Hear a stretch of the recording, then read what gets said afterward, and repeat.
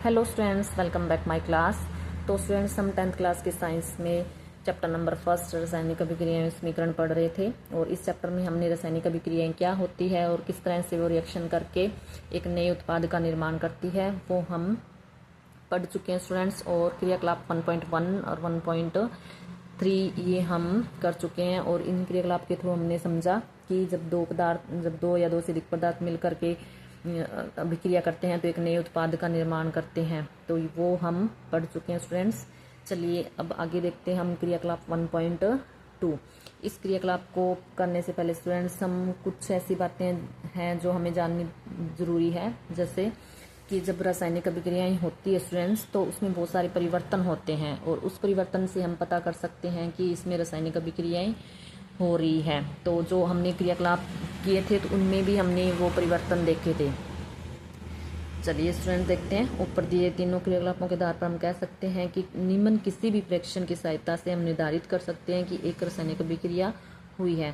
तो क्या परिवर्तन थे? जैसे अवस्था में परिवर्तन, इससे हम क्या कर सकते हैं, क्या कह सकते हैं कि हाँ रासायनिक अभिक्रिया हुई है। रंग में अगर परिवर्तन हो रहा है तो कह सकते हैं कि रासायनिक अभिक्रिया हुई है। इसी तरह से गैस का उत्सर्जन या निकास हो रहा है, तापमान में परिवर्तन हो रहा है, तो ये सारे लक्षण क्या है, रासायनिक अभिक्रियाओं को दर्शाते हैं। तो सबसे पहले हम ये देखते हैं कि अवस्था में जब परिवर्तन होता है तब क्या होता है। तो यहाँ देखो, अवस्था में परिवर्तन, तो इसको हम एक एग्जाम्पल के थ्रू समझेंगे स्टूडेंट्स। जैसे मान लो कि कोई पदार्थ हम ले रहे हैं, जैसे H2O है। H2 मतलब हाइड्रोजन गैस होती है और क्या लेते हैं, ऑक्सीजन लेते हैं। प्लस का निशान यहाँ लगाने का मतलब है कि हमने हाइड्रोजन गैस ली और ऑक्सीजन गैस हम ले रहे हैं, दोनों क्या है, गैस फॉर्म में है। जब इन दोनों की रिएक्शन करवाते हैं स्टूडेंट्स तब क्या बन रहा है, जब हाइड्रोजन और ऑक्सीजन की रिएक्शन करवाते हैं तो स्टूडेंट्स H2O क्या बनता है, जल बनता है। यानी कि जल हमें पता है लिक्विड फॉर्म में होता है, तो क्या बन रहा है, जल बन रहा है। ठीक है स्टूडेंट्स, तो यहाँ क्या पता लग रहा है हमें, यहाँ पे H2 यानी कि हाइड्रोजन गैस है वो किस फॉर्म में है, गैस रूप में है, और ऑक्सीजन है वो किस रूप में है, वो भी गैस रूप में है। लेकिन जो उत्पाद बन रहा है स्टूडेंट्स वो किस फॉर्म में बन रहा है, लिक्विड फॉर्म में बन रहा है। तो यहाँ पे अवस्था में परिवर्तन हो गया। तो इससे हमें क्या पता लग रहा है कि रासायनिक अभिक्रियाएं हुई है। और स्टूडेंट्स, जो हाइड्रोजन गैस और ऑक्सीजन गैस है इन दोनों का अस्तित्व ही नहीं रहेगा। जो नया उत्पाद बन रहा है उसमें इन दोनों का कोई रोल नहीं रहेगा। तो एक नए उत्पाद का निर्माण हुआ है, एक नए गुण के साथ इनका निर्माण हुआ है स्टूडेंट्स। ओके स्टूडेंट्स, नेक्स्ट है हमारा रंग में परिवर्तन। ठीक है, रंग में परिवर्तन।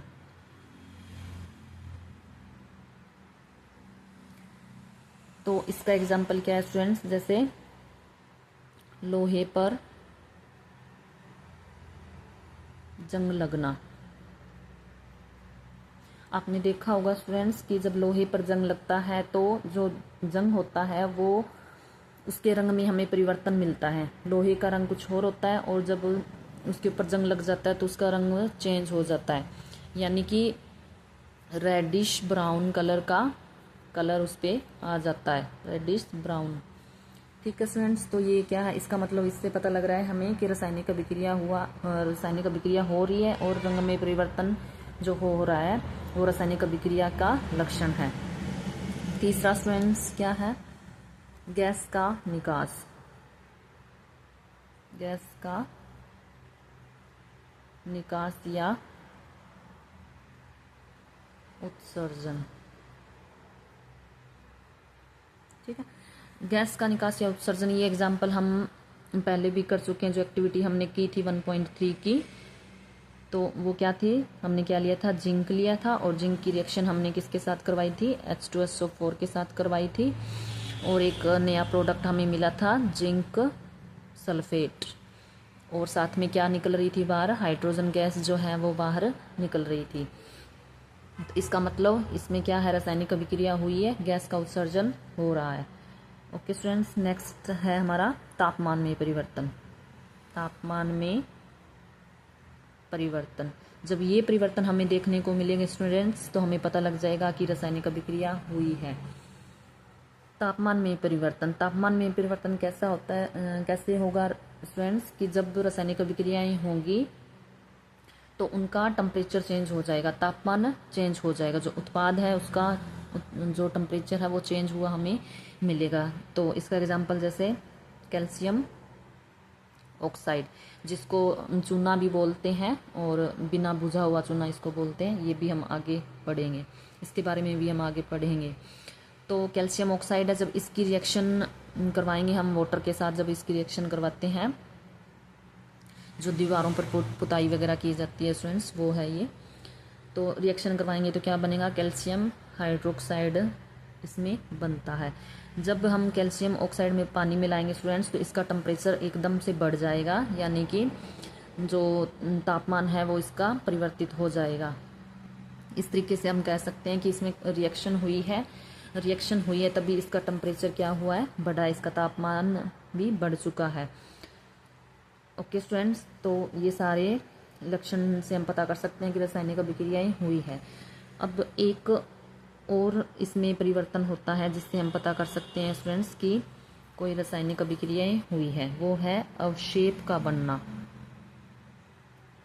अवक्षेप का बनना, जब रासायनिक अभिक्रियाएं हो रही है स्टूडेंट्स, तो उसमें अगर कोई अवक्षेप बन रहा है तो इसका मतलब है कि उसमें रासायनिक अभिक्रिया हो रही है स्टूडेंट्स। चलिए इस ये जो एग्जाम्पल है अवक्षेप का बनना, ये जो परिवर्तन है, इसको हम करते हैं एक्टिविटी से 1.2 जो एक्टिविटी है उससे हम पता करेंगे कि अवक्षेप किस तरह से बनता है।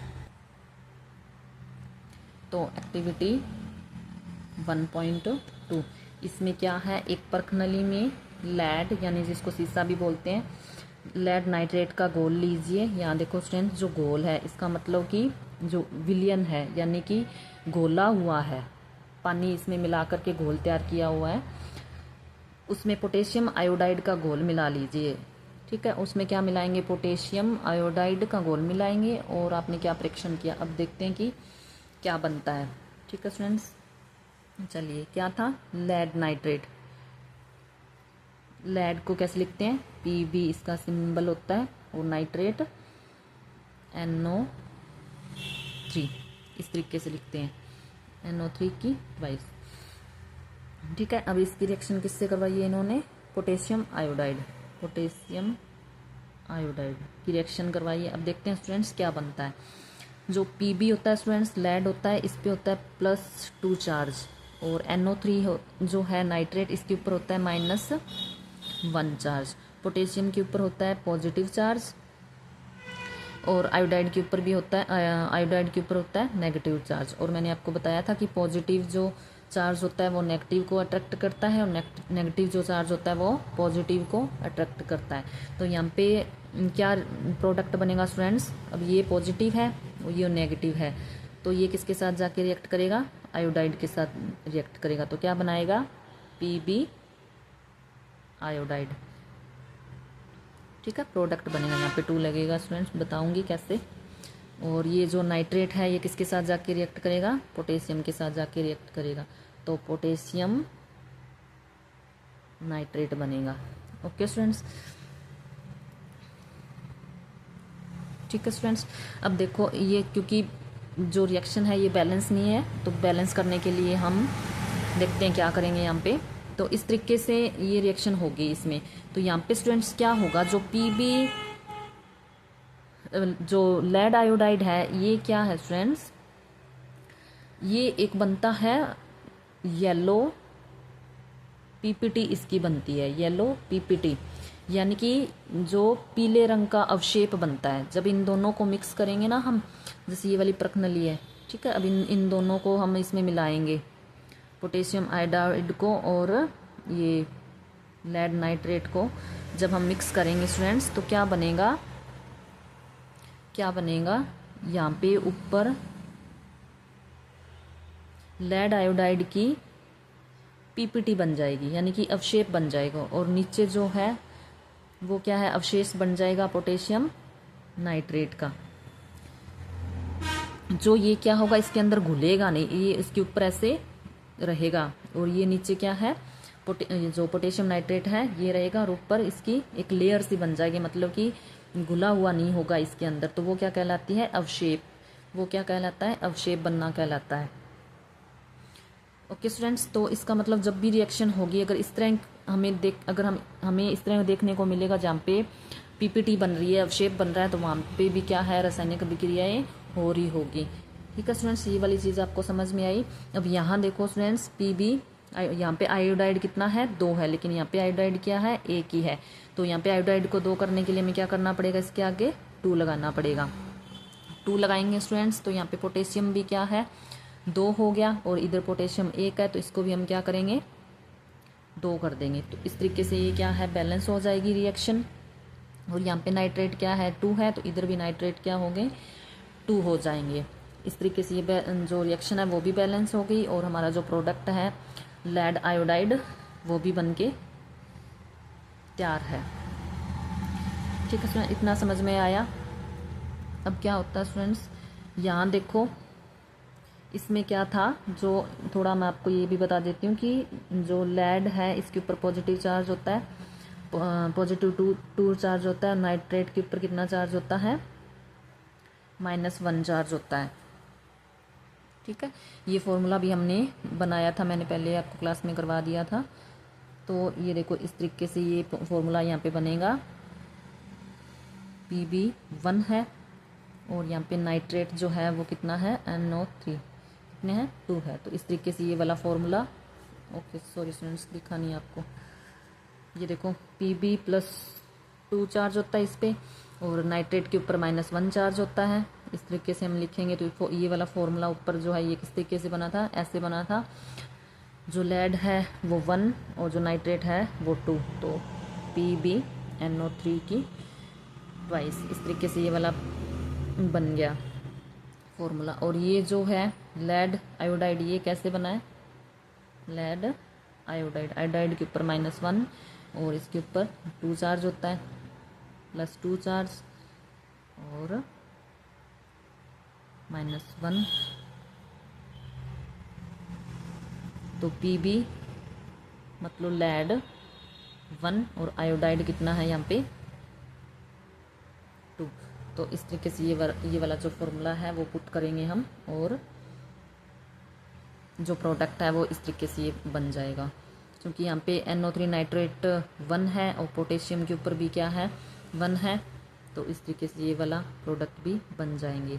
और बैलेंस करने के लिए हमने यहाँ पे 2 लगाया है, और यहाँ पे भी हमने 2 बनाए हैं।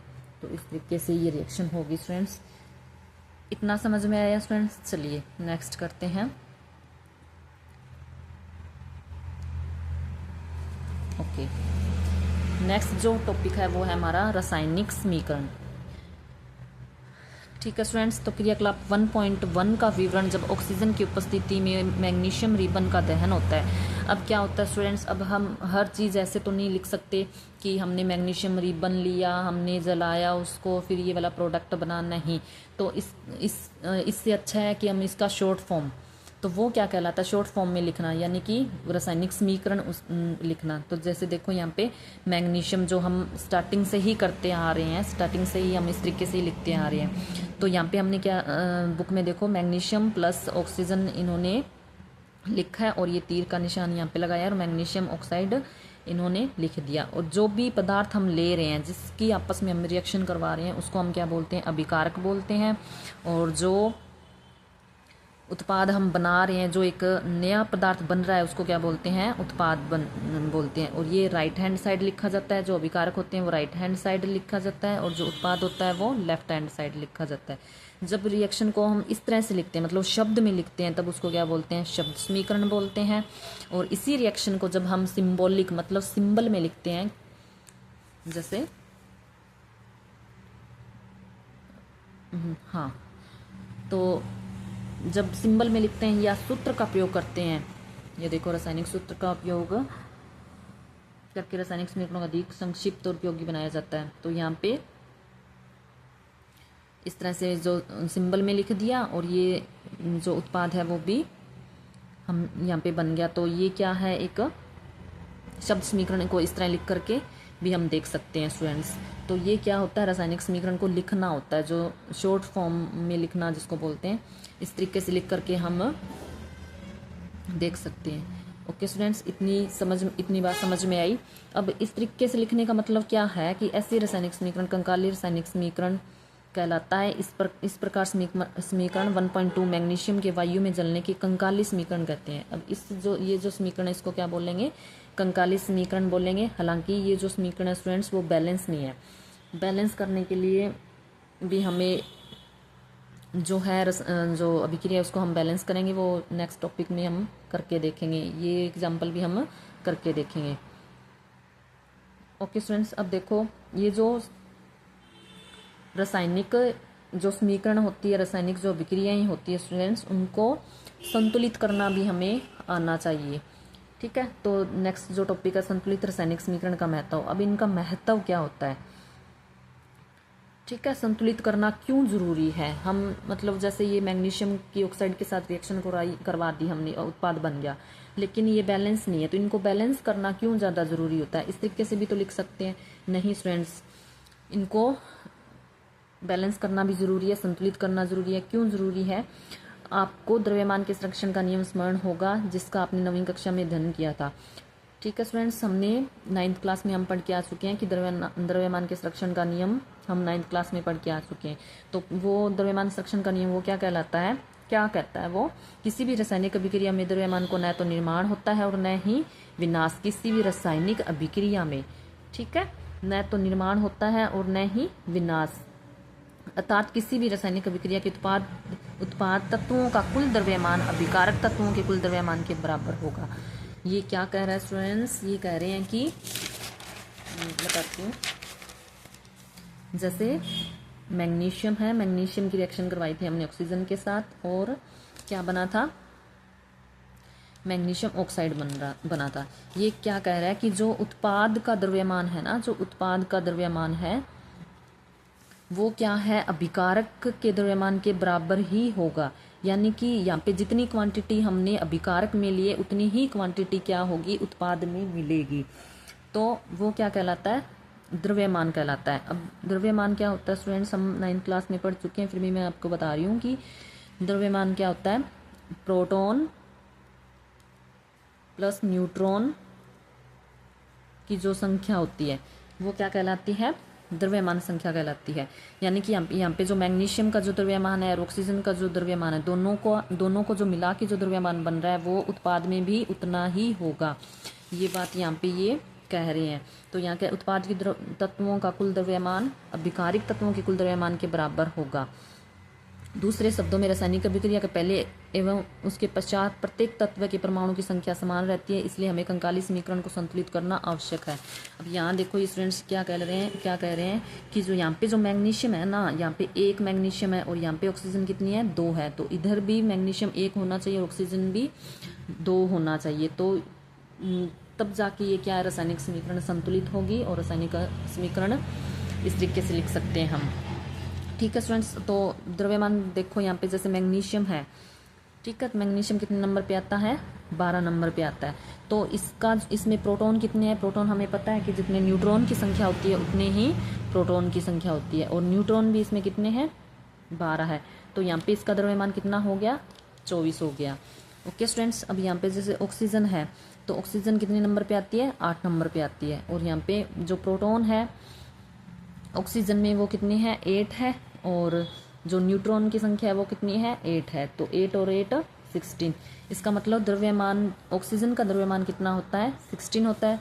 क्योंकि हमें पता है ऑक्सीजन यहाँ पे 2 है, O प्लस O मतलब 2 है, तो इसका मतलब 16 प्लस 16। तो यहाँ पे ऑक्सीजन गैस है, उसका जो द्रव्यमान कितना होगा, 32 होगा। तो यहाँ पे 32 है, तो इधर भी ऑक्सीजन कितना होना चाहिए, 32 होना चाहिए। यहाँ पे मैग्नीशियम 1 है, 24 है, तो इधर भी कितना होना चाहिए, 24 होना चाहिए। ठीक है स्टूडेंट्स, अब ये जो रिएक्शन है ये बैलेंस नहीं है, तो उसको बैलेंस करने के लिए क्या करेंगे हम, यहाँ वहाँ पे चलो सिंपली मैं आपको बता देती हूँ कि क्या होगा। यहाँ पे ऑक्सीजन 2 है, तो इधर भी हम क्या करेंगे, 2 कर देंगे। तो इस तरीके से यहाँ पे ऑक्सीजन 2 हो जाएंगी, और मैग्नीशियम 2 है तो यहाँ पे 2 है। अब 2 मैग्नीशियम है, इसका द्रव्यमान और इसका द्रव्य इन टोटल करके जितना भी द्रव्यमान है तो वहाँ यहाँ भी कितना आएगा, उतना ही द्रव्यमान आएगा। तो यहाँ पे मैग्नीशियम 2 है, तो 24 और 24 कितने हो गए 48। तो इधर 48 प्लस ऑक्सीजन 32, ठीक है। तो कितने हो गए 10 80। तो टोटल द्रव्यमान कितना है 80। इधर देखो मैग्नीशियम 2 है, ऑक्सीजन भी 2 है, इधर भी कितने हो जाएंगे 80 हो जाएंगे। तो ये कह रहा है कि जो कुल द्रव्यमान है विकारक तत्व के कुल द्रव्यमान के बराबर होता है। ओके स्टूडेंट्स, इतनी बात समझ में आई। अब देखो दूसरे शब्दों में ये हो गया, ठीक है। इसको कंकाली समीकरण को संतुलित करना आवश्यक है। और 1.2 संतुलित है नहीं है। शब्दों को इस प्रकार से समझा जा सकता है। ओके, ये हमने करके देख ली। रासायनिक समीकरण को दर्शाया जाता है, ठीक है, इस तरीके ये वाली भी हमने करके देख ली। अब 1.3 में तीर के निशान के दोनों तत्वों के परमाणुओं की संख्या की तुलना करें, ठीक है। ओके, ये रासायनिक अभिक्रियाओं को संतुलित करना है। तो ये जो टॉपिक है हम नेक्स्ट वीडियो में करेंगे स्टूडेंट्स। इतना आपको समझ में आ गया होगा अच्छी तरह से स्टूडेंट्स।